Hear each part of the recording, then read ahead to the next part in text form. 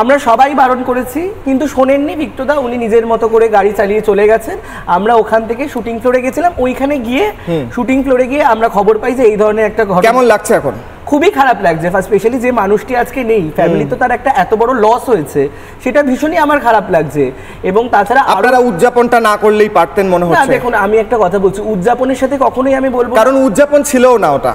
না উদযাপন একটা জিনিস, দেখুন একটা আমি কথা বলছি, আর একটা এমন একটা পর্যায়ে পৌঁছে যাওয়া স্যান্ডি, যে পর্যায়ে মানুষ মানুষ ভগবান তো আমাদের সেন্স অর্গান দিয়েছে যাতে আমরা সেগুলো ব্যবহার করতে পারি।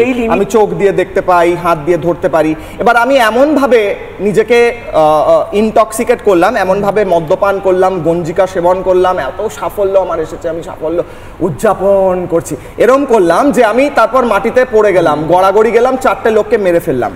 সেটা তো উদযাপন নয়, একদমই নয়, একদমই নয়। সেই লিমিটটা অবভিয়াসলি নিজেকে নিজে সেট করতে হবে। আমি জানি এরপরে আমি আর খেতে পারবো না, আমার সেইখানে কন্ট্রোলটা নিজেকে করতে হবে।